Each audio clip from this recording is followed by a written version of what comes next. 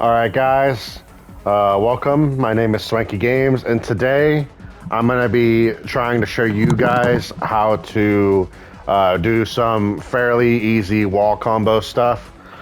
This is obviously meant for more beginners, but even at intermediate levels, you might be having issues getting off some of your wall combo situations. So that's pretty much what I'm here to show you guys. So I'm going to show you guys some of the beginner level stuff and maybe some a little bit more technical stuff you can do at the wall, and so on and so on. So if you guys end up liking this, please consider liking and subscribing. The more that you do, the more it allows me to help more people, which is what I'm trying to do. So help me out. And then I did become a YouTube member. Basically, if you like my content and you want to help support it, just become a member. You get plenty of benefits from it, like getting priority from in streams and whatnot. And then I have my Discord. I'll be putting a link in the description below. But it's generally a community full of Tekken players that are trying to improve. And other Tekken players that are trying to help people improve. Some people are just there for good games, but all of them are very, very friendly, and it's a very nice community. So if that sounds like something that's a little bit something that you're looking for, you just want to be a part of a friendly community where, while you try to improve, consider checking that out. I'll put the link in the description. Before we get started, I do want to talk about the notations and binds real quick. Nothing too major. Like I said, this is mostly for beginners, and maybe a little bit intermediate. And some of you guys may not know what these notations are. So this is just my way of kind of helping you guys out a little bit. So if you guys already know the notations, just skip ahead. I'll probably be putting timestamps in the description. So hopefully it'll help you guys out. But you got your 1, 2, 3, and 4. I'm only going to focus on what we're going to cover today, but you got 1, 2, 3, 4. You might also hear 1 plus 2 or 3 plus 4. Forward, back, neutral. And then you might also hear like crouch dashing or wave dashing or shark stepping. We'll get into that momentarily. But without further delay, your one is going to be your left punch. This is going to be your square on the PlayStation or X on the Xbox. Your 2 is going to be your right punch. This is going to be triangle on the PlayStation or Y on the Xbox. Your 3 is going to be your left kick. This is going to be X on the PlayStation or A on the Xbox. And your 4 is going to be circle on the PlayStation or B on the Xbox, and this is going to be your right kick. So if I say 1 plus 2, this will simply be both your punch buttons at the same time. So that would be X and Y on the Xbox, and then square and triangle on the PlayStation at the same time. Or your 3 plus 4, which would be both your kick buttons. This will be A and B on the Xbox, or X and circle on the PlayStation at the same time. And that's pretty much it. Your forward and back is pretty self-explanatory. Forward is towards your opponent, away or back is away from your opponent. If you guys hear me say crouch dashing, this is basically what a crouch dash looks like right here. So the star there represents neutral. That means that's the absence of pressing a button. So if I go to do this shark step, you can see that I did forward, and then the blank space, that's the neutral, and then down, forward for the actual shark step. The neutral will not be represented by a star in the command history. It'll just be a blank space. So bear that in mind.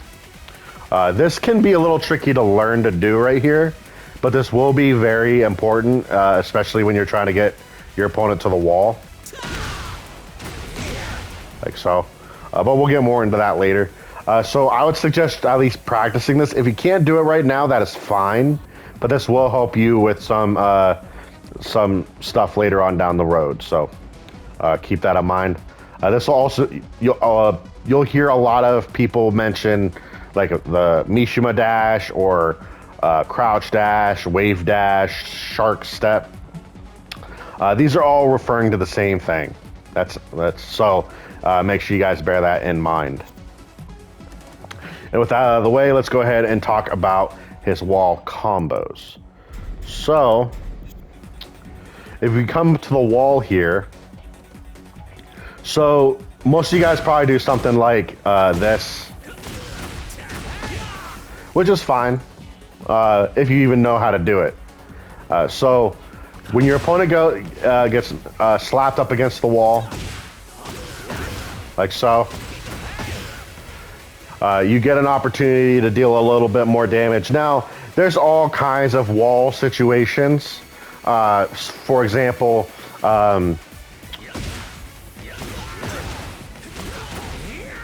my bad. For example, there's that wall ender, which is good for trying to wall break if you have that situation available to you. Then you have this wall ender, which is better for breaking the floor. So very, very good.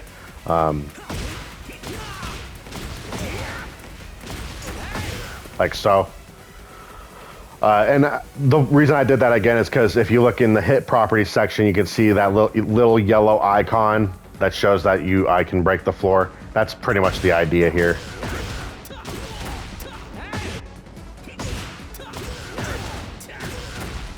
You know what? There we go. Basically, what this will look like is, so if you get your opponent to the wall and you want to do a wall combo, something like this will work. This is pretty easy and hard to mess up. You can also do down 4-4. So it'll be, you know, get them up to the wall. It doesn't really matter what launcher you use. I'm going to use down forward too. So if you want to follow along, that would be what this is, down forward 2. Then you can either do down 4-4, which would be down circle circle, or down BB. And then from here, once they're plastered up to the wall, you have a couple different options to you. So the reason I like this one more is because it leaves me in right foot forward, whereas the down 4-4 will leave you in left foot forward. This is very important because depending on what you're trying to go for, you could end up putting yourself in the stance you want to be in without having to make things difficult on yourself.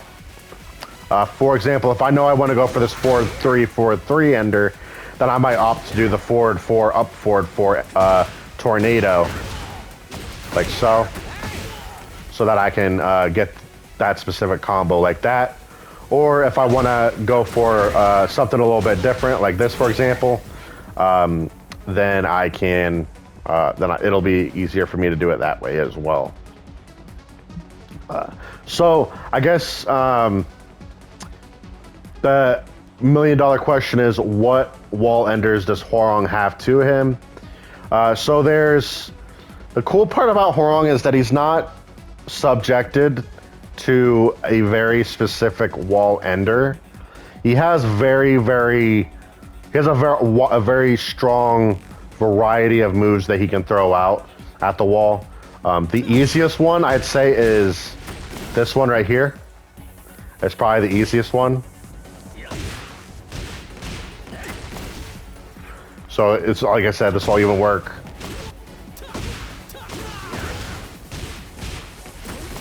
Like so. Pretty comfortable, pretty easy. And the cool part is, if I want to do backlash, this also works. Oh, my bad.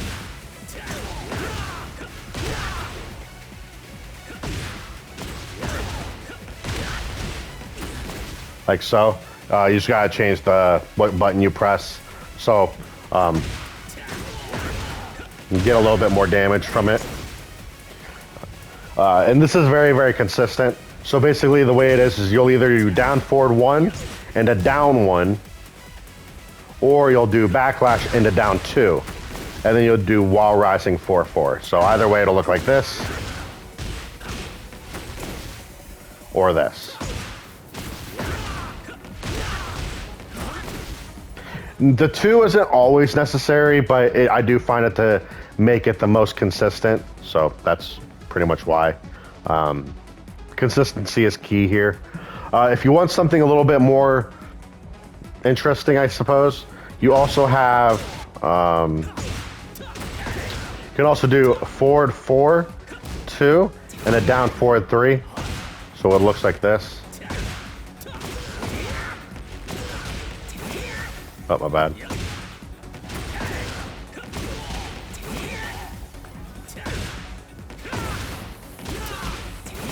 Like that. Usually it's better after a wall combo, but either way, same stuff. The reason I like this one a little bit is it's quicker, it's easier, almost about as easy, if not easier, than this all is. And if they get up the wrong way, you put them in a 50-50 between this down forward 4 and another down forward 3. For example, if they try to get up with a low kick, for example. Oh, my bad. You'll relaunch them for some more damage. And that's just a small example. Another big thing he has is, so this will be, let's go ahead and get him back to the wall here, or away from the wall. So he has his default wall enders, and he has 3 of them. The ones that I showed you guys will all work, whether it be as a wall ender or a wall combo. For example,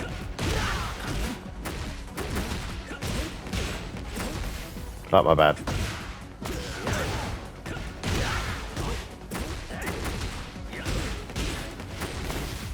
Still gets pretty decent damage, 72.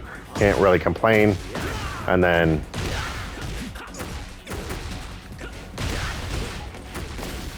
still get about, pretty good damage either way. So if you want to stick to stuff like that, that's easy. If it's easier for you, then that's fine as well.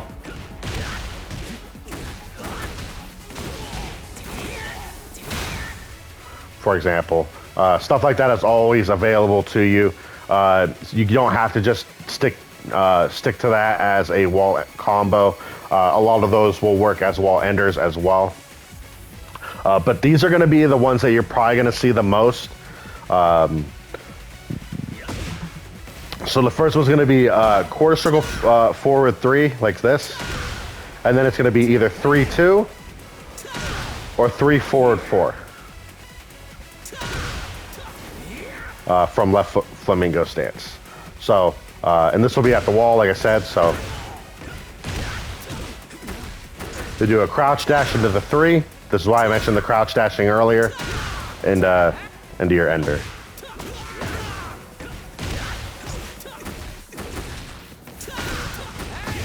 Like so.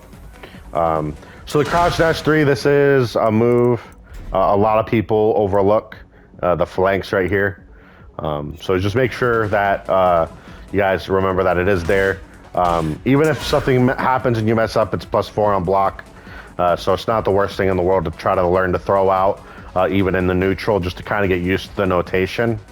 But either which way, so you do quarter circle forward 3 and 3-2, or 3 forward 4. And that's gonna, and that 3-2 or that 3 forward 4 is gonna be an ender for a lot of these situations.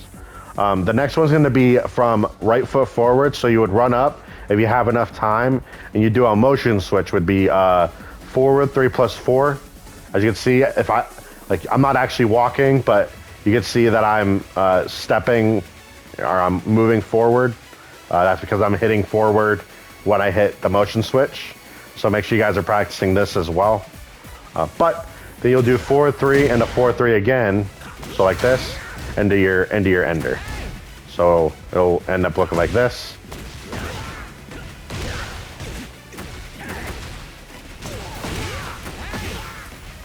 Like so. Very, very good.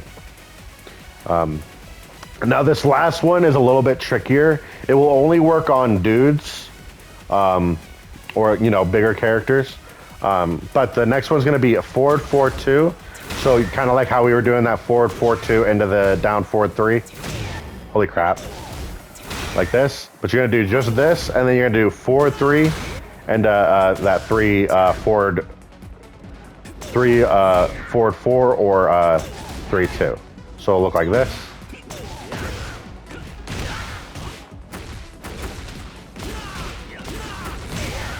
And I don't know why. I guess because of the way the females look or are built.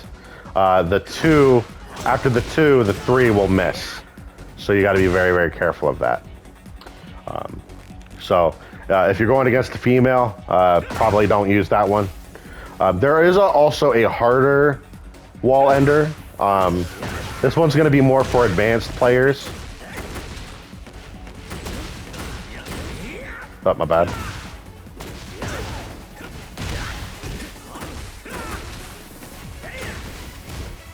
As you can see, it can be very, very tricky. I'm not doing any cuts or edits. You guys can see that this can be tricky. That was closer. Unfortunately, I dropped it though.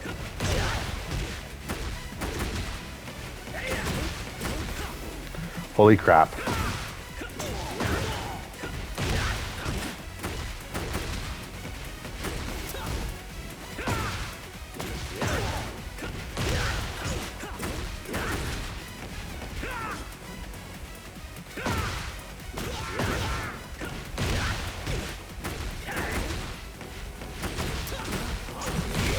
There we go.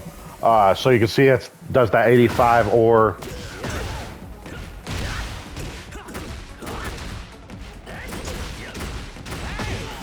about, or potentially more depending. We got that 88, so pretty comfortable either way. So it's just about finding what works. So you can also just do. I'm stupid.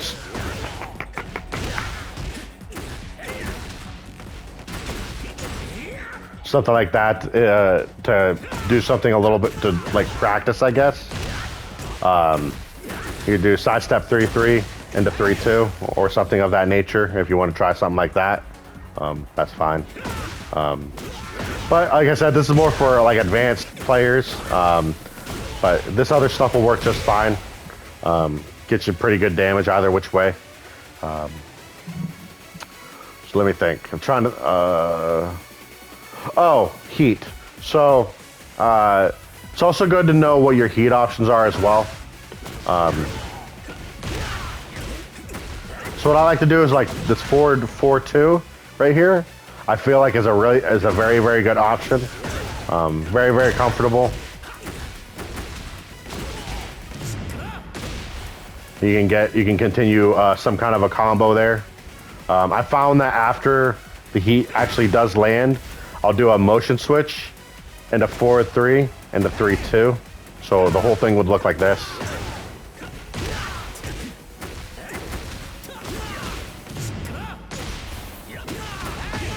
Like so. Still get pretty good damage and you're in heat. So you can't really can't complain about that. Keep that kind of stuff in mind. I'm trying to think if there's anything else to really show.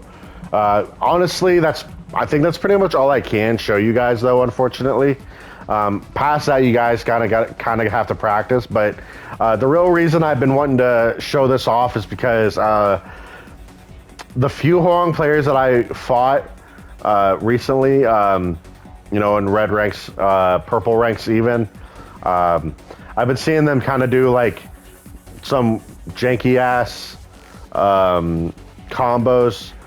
They always end in 3-2, which is fine, but I feel like they aren't capitalizing on the damage that they could be getting with all the extra stuff. So I really wanted to try to get something out to you guys to help you guys out a little bit with your wall stuff, give you guys a little bit more idea on stuff you could be practicing. And keep in mind that situational awareness is a very, very big thing. So, for example, if you're at a stage that has like a hard wall break, Hwoarang is actually one of the few characters who can easily break a hard wall break in one single combo. And that's a big deal.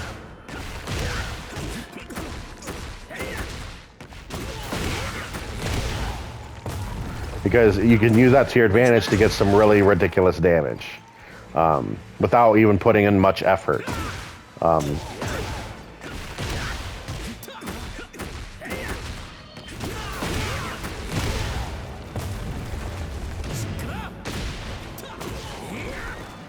Oh, my bad.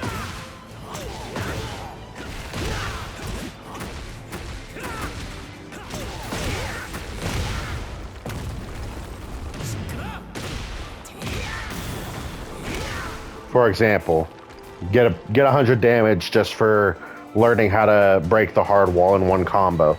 It's kind of ridiculous, but it is what it is. That's one of Hwoarang's specialties, is dealing with people when their backs to the wall. It just kind of is what it is. But with that all out of the way, I think that's pretty much gonna cover everything we can cover today. I don't want this video to get too long, but I do apologize if I'm a little all over the place. I have no notes, nothing. I didn't even write down combos or anything like that. So if I was a little all over the place, I apologize. It's just one of those things. Like, I really wanted to get it out there because, like I said, I was playing ranked, and I fought, or not ranked, quick match, sorry. And I was going up against a purple Hwoarang, so a purple, not even just a red. And he kept dropping the wall combos. And I'm not saying that a lot of Hwoarang players are having that issue necessarily. And I'm not trying to shame the other Hwoarang for dropping it. It's fine if he's still learning or doesn't know what to do in those situations. You know, I wanted to make sure I at least put this kind of stuff out there. So I guess the biggest question is like, hold on. Like, so when you do get your opponent's backs to the wall, how do you know what combos will work and which ones won't? So for example, oh wait, I'm stupid.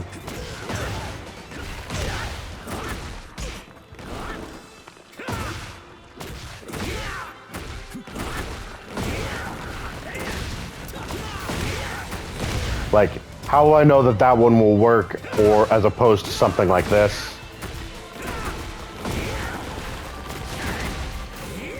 You know, so when something like that happens, you kind of, this is where I say you kind of have to learn situational awareness. So if I'm like way back here, I might just try to, you know, this is pretty good distance, but if I try to do my normal combo, he's going to be at the wall and drop before I can get my wall ender off, like you guys just saw a little bit ago. So I might opt to shorten it so that they get nice and plastered up against the wall, like so. And then I can get my combo off pretty comfortably. It's one of those things you just gotta experiment with. Let me see. So if your opponent is plastered up on the wall like that, you're good. See how they plaster up against the wall? But the more hits you do, the faster they're going to drop. Just like out in the open, the more hits you do, the further away they get hit back. The walls are fairly follow the same kind of rules.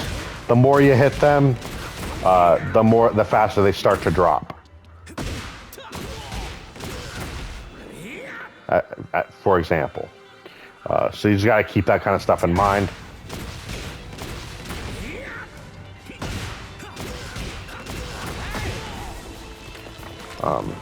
As far as anything else is concerned, I think that's pretty much it.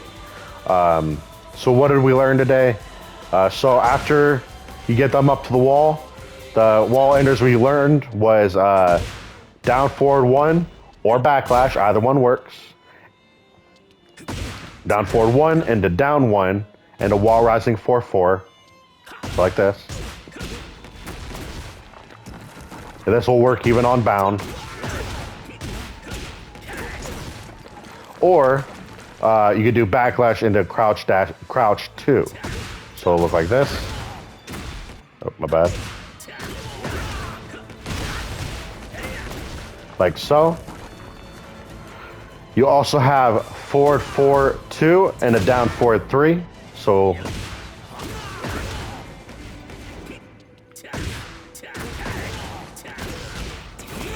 like so.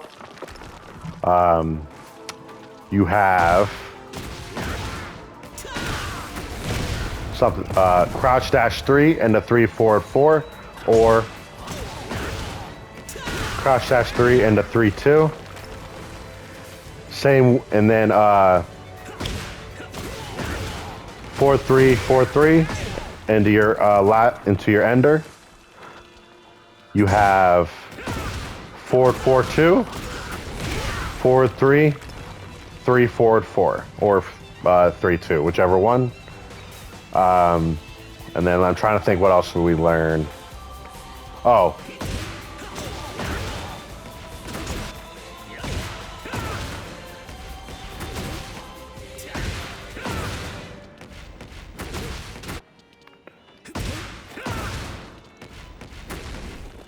What a crap.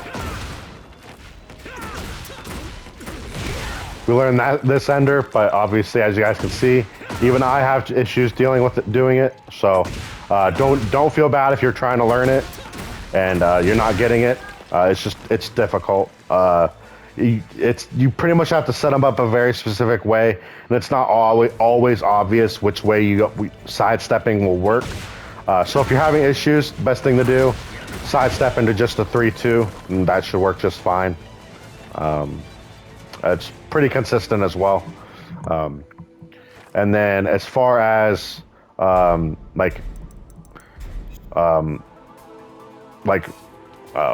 enders and wall combos are concerned, probably the most important thing is maintaining situational awareness.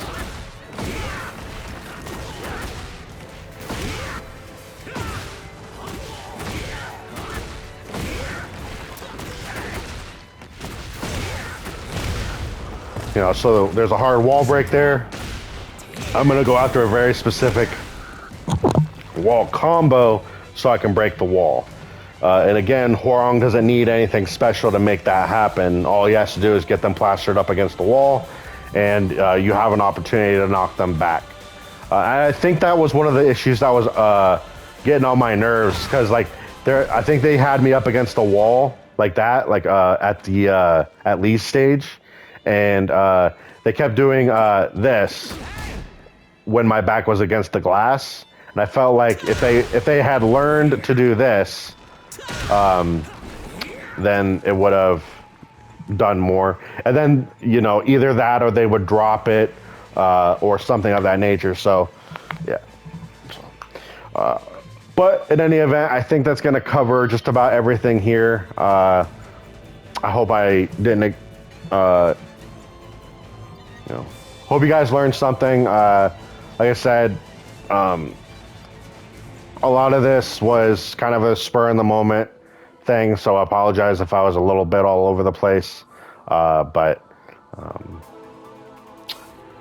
I think, like I said, I think that's going to be about it, though. Hopefully you guys learned something. I appreciate you guys stopping by. And I will catch you guys in the next stream or video. Happy gaming. Take care of yourselves. and peace.